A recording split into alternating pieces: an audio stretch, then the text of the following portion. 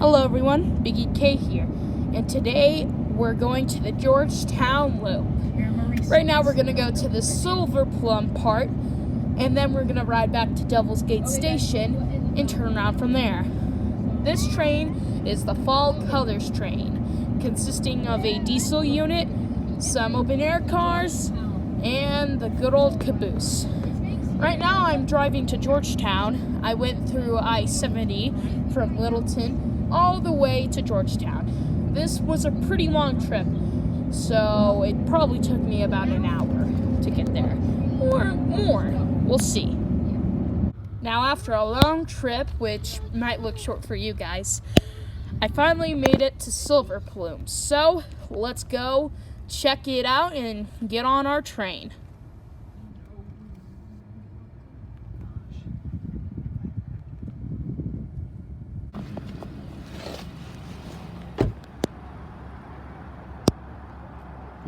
So far, so good. We have some Georgetown Loop cars, a suspended diesel all the way back, some water towers, some buildings, and looks like we have our train up front. All right, symbol crossing. Tickets over here. Social distancing. Okay, let's go check out the gift shop. We already went. Oh, yeah. All right. Thank you.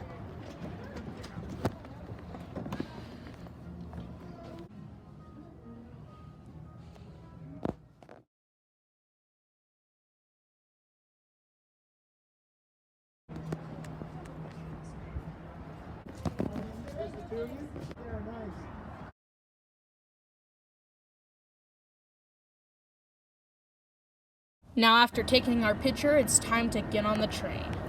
Looks like we're being pulled by a diesel unit rather than a steam locomotive. I found out that early in the video, we took the Silver Plume one, which had the diesel in the back rather than the steam engine. But we will get to see a steam engine in the future. Don't need to take your keys, spread them out for me. You got what, 5? 4. 4.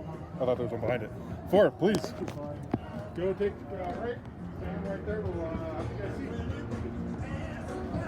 Come on, guys. You guys want to sit right here for me? Thank you. You're welcome. Nice seeing you.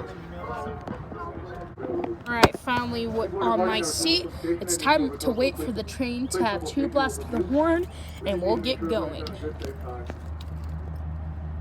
First and foremost, I'm sure I don't need to remind you, but the state of Colorado and St. Clair County have both issued mask orders. That is a mandate making it necessary to wear some sort of a cloth face covering while in public, something to cover your nose and your mouth. I see just about everybody wearing those face coverings today, and I want to say thank you. Your compliance with that rule helps us to stay open. Now for the other friendly reminders we have. There's absolutely no smoking allowed aboard this train, unless you have a locomotive. Smoking includes, but of course is not limited to cigarettes, e-cigarettes, vape pens, cigars, cigarillos, pipes, chewing tobacco, and of course Colorado's official street road. Trevor, do you need me to move? We do not allow any alcohol aboard this train. If any member of the train crew faces you with an alcoholic beverage, we'll just go and confiscate that. And once the train is underway, I must ask everybody to please stay in the seats that they were assigned. Or please stay in the car you were assigned to. We do not allow talking between the cars while the train is moving. We ask this for 2 reasons. One, because when we were moving, the cars overlapped. You kind of move and sway, and any sort of jolt could cause a collision of balance, and a fall from the train will result in very, very bad things. For those of you in open cars, please do not stand on the seats and do not sit on the sides of those cars. Whether we're moving or not, a fall from the train will result again in very bad things. You are of course welcome to stand up inside of the car, but again, please do not stand on the seats and do not sit on the sides of the car. Just a quick reminder, folks, there are no restrooms on the train. Our train ride today is about an hour and 10 minutes, and the only indoor plumbing we have for you available today is here at Silver Plume.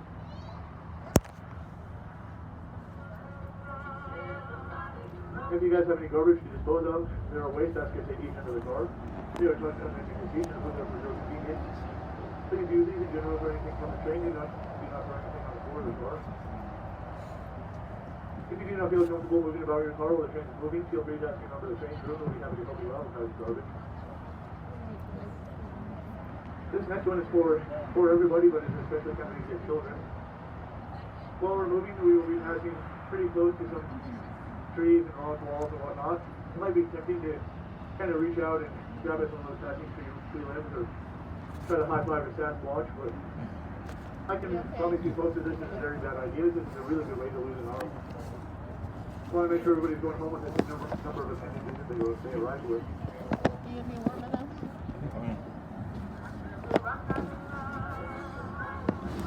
If you guys have any questions during the ride, feel free to ask a member of the train crew. If we don't know the answer, we'll try to find somebody who does, and if they don't know the answer, we'll just make something up. Our conductor today is Avery. Our engineer is Bill. My name is Corey. I'm going to be your brakeman today. You want to switch with Mom? And over here helping us out Okay. on the platform, we have Sam. That's Gabe over there, and we got Joseph over here as well. They're all helping us out today. Okay. And hold on to something because we are on our way eastbound.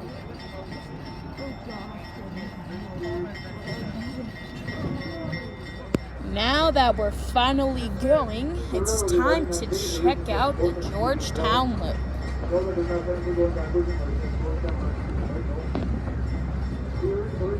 As we pass this car, we have 111's tender, and then another diesel unit, some propane tanks, and this yard's mostly for rail equipment, as you can see, and for diesels.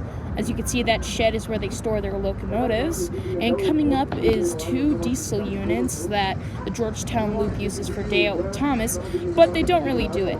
They mostly use it for the Colorado Railroad Museum sometimes, so they donate them. The GB and L's parent company acquired a different railroad, and they ended up reaching Breckenridge and Leadville before we did. So continuing to build from this side was no longer necessary, and all the rails that had been laid down had to be pulled back up all the way back to Silverpool.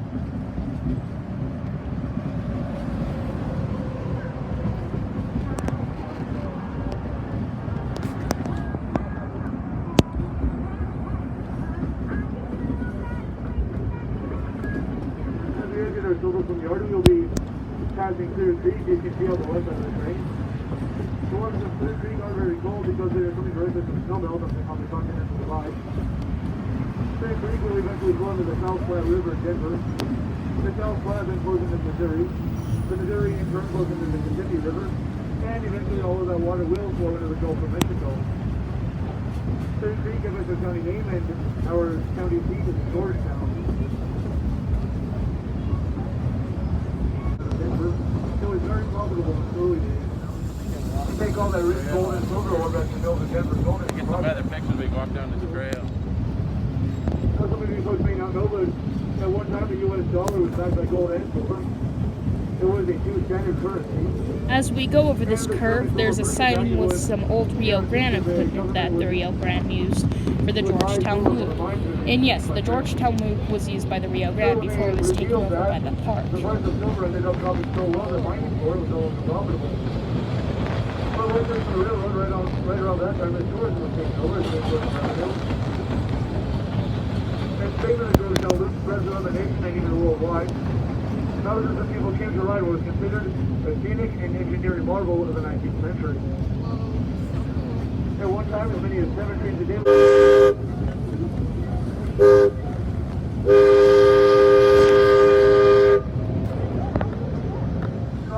Now, I don't know why that diesel unit has a steam train whistle or an air whistle.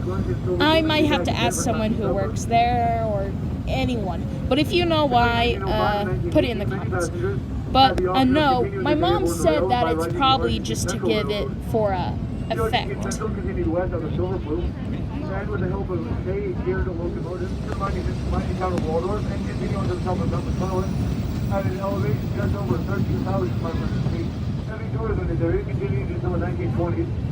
But by the mid-1920s, the automobiles were becoming cheaper and easier to own, so some folks started showing themselves around the mountains instead of riding the train. Eventually, passenger ridership got to a point where it was no longer passenger service. But they did continue to run silver freight trains at least for several more years.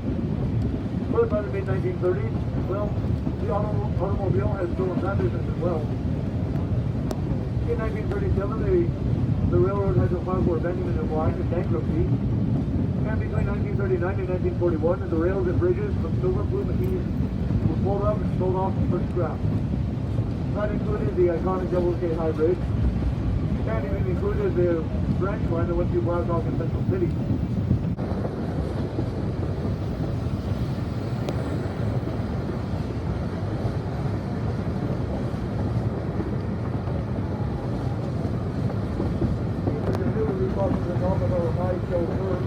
Of our line, because it was entirely built by hand. Every rock and every bit of dirt in it was project by wagon on a wheelbarrow. And if the workers could only work during the summer months, it took over four years to complete. As we start around this left-hand curve, you'll be able to get a profile shot of our locomotive number 1934. As we continue around the curve, we will be clearing these trees, and the view will open up on either side. All the way down into Georgetown. Georgetown has one of the water stacks of mountains. On the west side of the train, you'll see this bowl-shaped area on the inside of our curve. This bowl-shaped area is what we call the outfield. See, back in the mining days, there was all that the real estate miners decided to build themselves a little baseball diamond.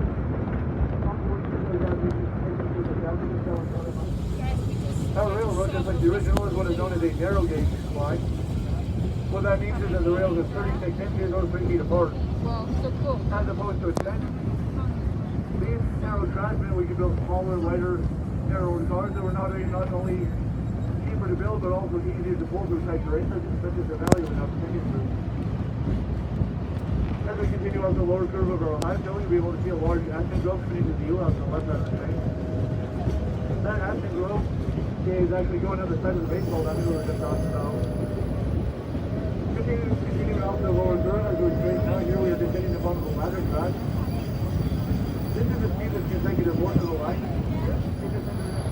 For reference, any three of our train cars today equal about 100 feet. Continuing down the ladder track, we'll be passing through a boulder here. We can see already the front of the train. These boulders were certainly in the way when they first laid the rail bed, but they did not have the heavy machinery to move them that we have today. So rather than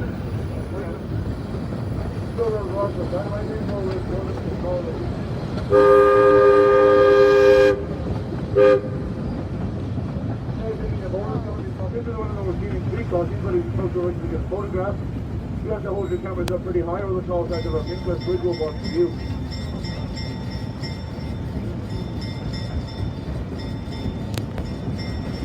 Once we have crossed the bridge, we will be entering the cut mountainside. The side of this point is held in place by rock retaining walls. And you might notice that there's not a single stretch of concrete or mortar along these rocks in place. This is a construction method known as dry stacking and dry stoning, and it was brought used by the Cornish as well as miners as their chimney to live and work. These walls have been standing for over 130 years. The only maintenance we've had to do to them was add these steel retaining bolts on the outside wall to help support the weight of I-70 moments to the left. Exiting the cut, we'll be passing our 11-mile mine loading station. We don't offer mine tours on this train, right? But as we pass by, you can look out the left side of the train and see a small wooden floor.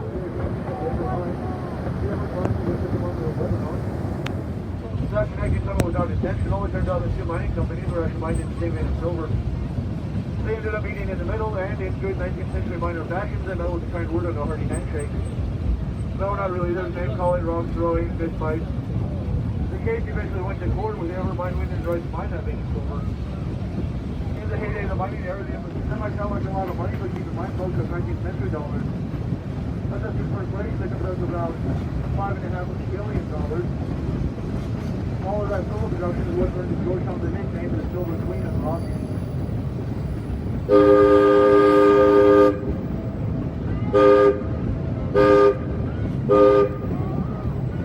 That warning was that we just heard told us we were about to take a brief pause on our downhill trip.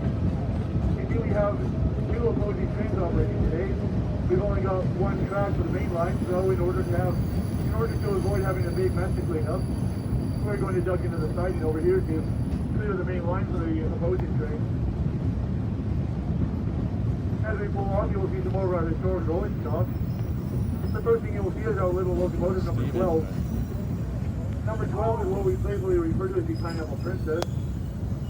Number 12 is built in 1928. As you can see, over there is number 12, also known as a 262. They usually use this engine for switching and other duties, but right now it's stalled in the siding with some Rio Grande boxcars, and that's basically what it's doing. But there is video proof of it moving around and doing some old-fashioned switching. One of my favorite features over here is this long yellow car, the number 153 on the side of it. That is a refrigerator car. You can tell because it says refrigerator on the side of it. Now the reason why we're slowing down is because we're entering a siding, which we're going to let another train pass since the Georgetown loop does double trains. So if you see the conductor walking, he's either probably going to watch the other train come, but right now we're letting the other train come in, which is a steam locomotive. And that's the main reason why I'm on the diesel one, is because I tried to take the one to Silver Plume or Devil's Gate, which... yeah, the tickets were sold out, so I took this one.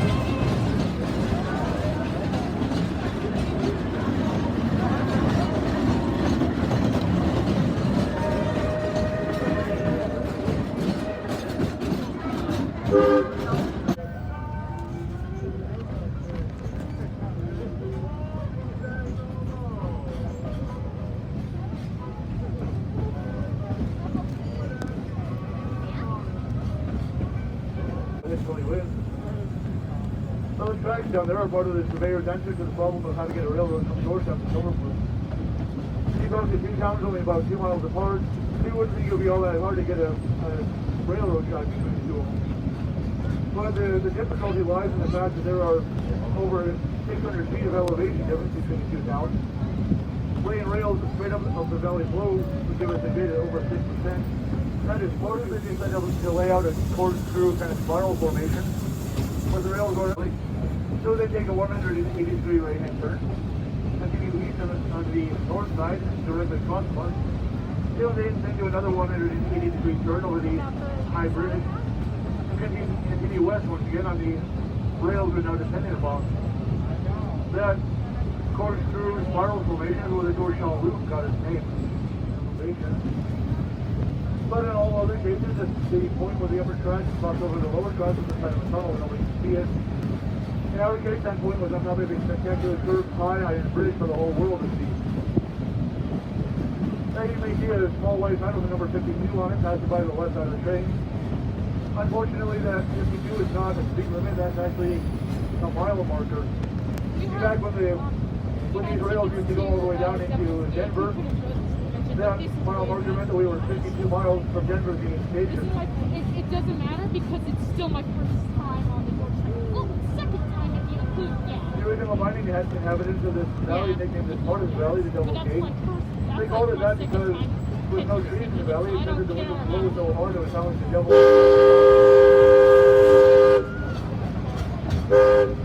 With no trees in the valley, it just said that the wind would blow so hard it would sound like the devil himself was howling. Now, after the signing and going through the tracks, it's time to slow down and go over the curved bridge. Now, isn't that scary? Just look at it. It's so thin of a bridge, and we're going over it. It's very, very, very high. This is definitely going to give me anxiety. But it isn't all that bad, especially the view. Now just look at this view. It's a pretty good view. There's a beautiful view of downtown Georgetown at the base of Saxon Mountain over there. Out of the west side of the train, you might notice our beautiful and scenic Devil's Gate parking lot, along with our depot and passenger loading platform. Way back there in the background is Mount Pendleton. Next to the Clear Creek is the end of the line for the Georgetown Loop, usually where they turn around and go back to Silver Plum. But it's a pretty good option. But as with anything else, it gets to be about 100 years old. They got tires and fell over. If you're still looking on the west side of the train, you'll notice a small stone monument down there near the parking lot. That monument was erected in 1949 by the Colorado Historical Society. It was erected to commemorate the original Georgetown Loop Railroad and Devil's Gate High Bridge. But I don't think they foresaw the... That's Devil's Gate. Our locomotive today is Georgetown Loop. Going over the curved bridge, we go past some old flatbeds and apparently looks like a combination car or a baggage car for the Georgetown Loop. And it's pretty mysterious. I do not know what it's for. Years ago, it was retrofitted for narrow gauge use by the McHugh Corporation, and since then it has become one of the Georgetown Loop's main road edges.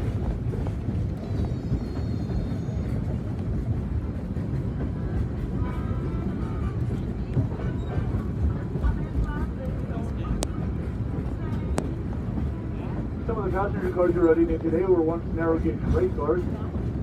Most of these cars started out live on the narrow gauge lines of southwestern Colorado, portions of that line, City Railway, and the Durango and Silverton line.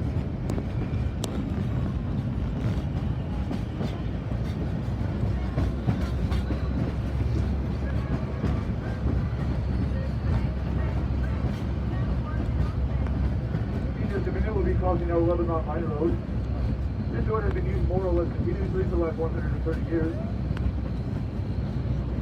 It originally served the workers of the Lebanon and Everett mines, as well as the Iris, Alhambra, and Redbird mines. It is still traveled to this day by our own mining units to get to their station so they can give their mine tours.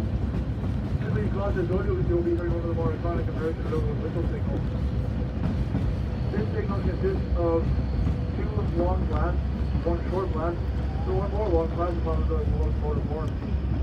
This signal is actually more code for those letters Q. And if you're wondering what Q has to do with railroading, not a single thing.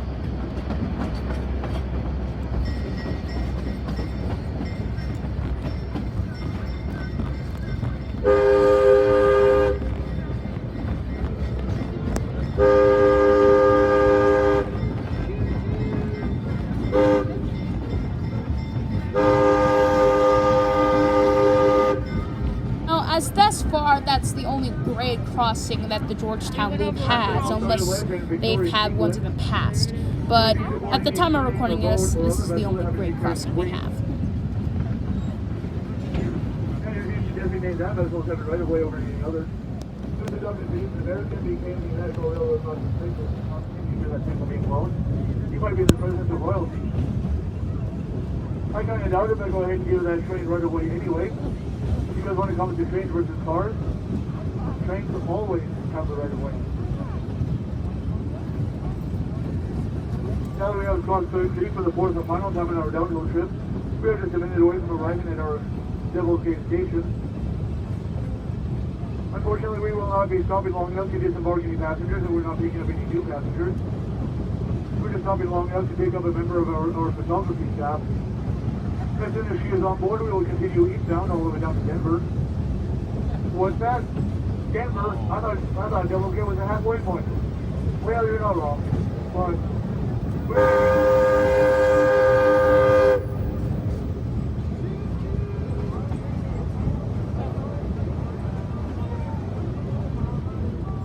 I forgot to do some grocery shopping last night, so I'm going to take my company card here.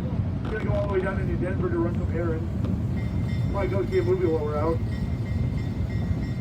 I'm just joking, we're not going that far. Now, after going through the Georgetown loop, we finally loop around to Devil's Gate Station to stop there. But we're not going to pick up passengers since the other train that we let through in the siding has the passengers that were at Devil's Gate. So we're going to stop there and then go to the end of the line and turn back.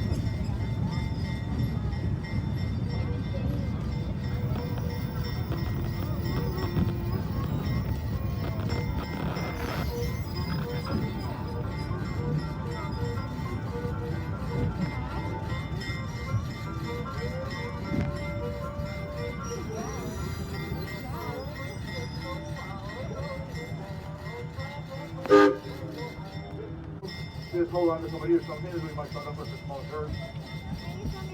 We're back in beneath our Devil's Gate hybrid, we're doing this for two reasons. And there's that church I was telling you about. So, the first thing we're doing is we're giving you guys a complete ride over the Georgetown loop. We're back in beneath the high bridge to complete the loop, or tie the knot as we call it. If we didn't do this, we'd have to call our railroad the Georgetown Squiggle. That was too hard to get a trademark for, so we just decided to go the easy route. Anybody that was here back in 1885 will notice it. This also gives me a little bit more time to tell you some more about the history of the loop and the area. Georgetown was initially founded as a gold mining center in 1859, but instead developed into a silver camp. Miners in Georgetown and other camps along City Creek knew that if their settlements were going to thrive, a real... Now that we're going over the curved bridge, we're going to head to the end of the line where the diesel is going to switch from forward to reverse and push us back to Silver Plume. The challenge of building narrow gauge tracks up the Creek Valley in 1861. Well, Richards on the mine was certainly a worthwhile prize. Loveland knew that a successful crossing of the Continental Divide would also work to lure the Transcontinental Railroad, which was still being planned through Colorado. Loveland's ambitions were delayed by the Civil War and forced his men when the Transcontinental route bypassed Colorado, he could go instead to southern Wyoming. Loveland recovered from his setback and in 1872 completed the Colorado Central Railroad from Gold into Blackhawk. The line then proceeded toward Georgetown via Fort Hill before falling victim to financial difficulties in 1873. Although the line was fewer than 20 miles from Georgetown, it was not until August 1877 that the Colorado Central finally reached the mining community. The railroad's presence solidified Georgetown as the Silver Queen of the Rockies, making it second only to Leadville, which was the Silver King of the Rockies. As the seat of Clear Creek County, Georgetown developed as Now that we stopped, we're going to turn around and be pushed back to Silver Plume.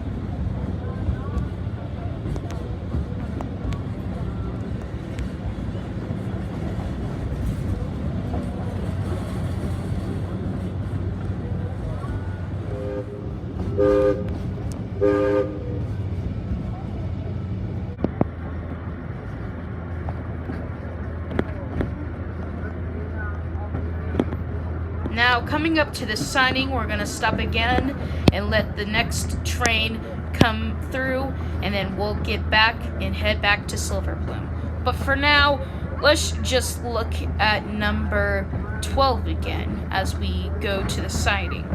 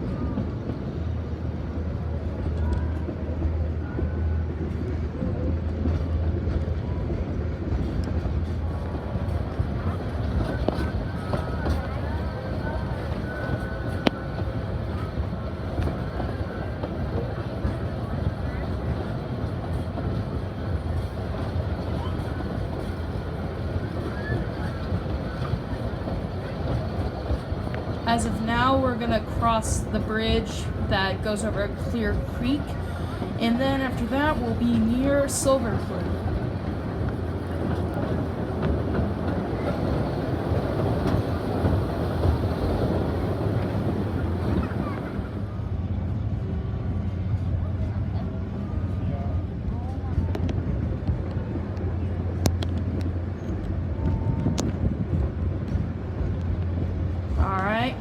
All that's left is to go over these curves, and then we'll be near the highway.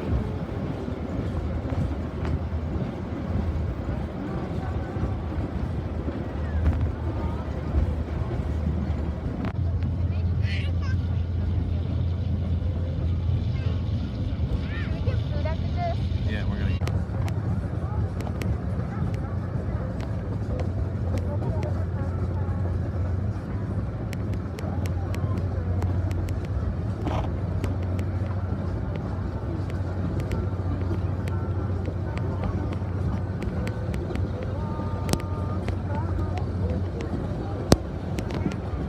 Alright, we're nearing Silver Plume, but a quick note, as you can see there's a snowplow, an old hopper car, an old engine frame on a flatbed, an old office car, and a boxcar.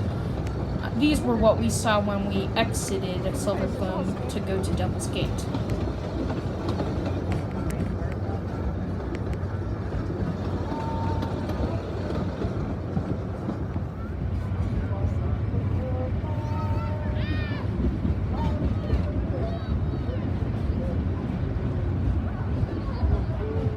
Right, now that we are near the highway, we go past the yard limit sign, which means now we're entering the Silver Plume yard, and also the beginning part for the Georgetown Loop.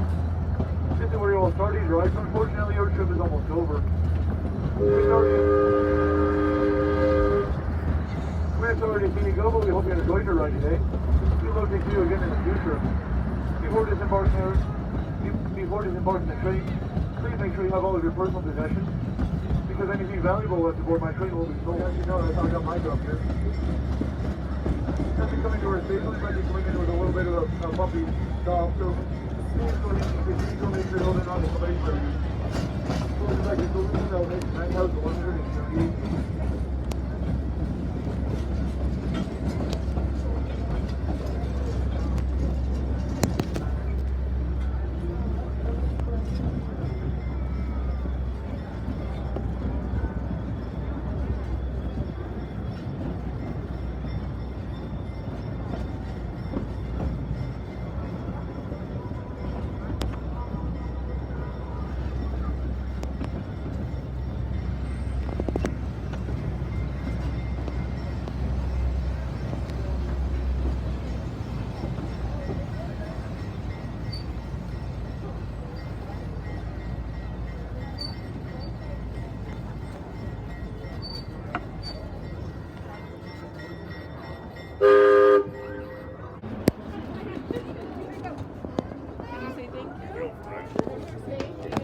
Thank you.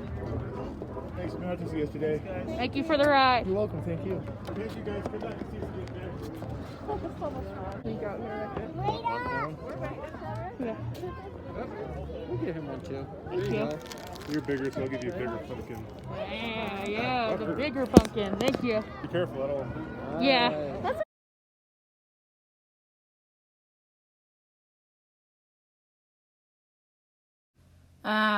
well, that was my ride on the Georgetown Loop from Silver Plum all the way to Devil's Gate and around.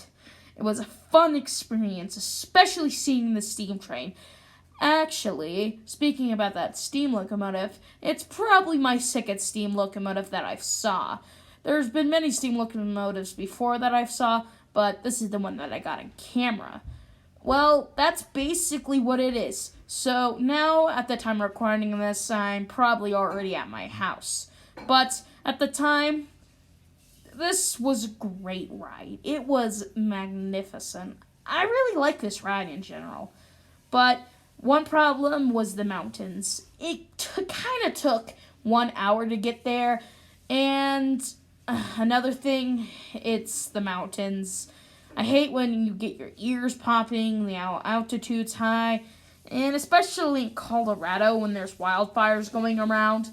But that doesn't really affect the Georgetown loops. So that is my experience. So make sure to like and subscribe.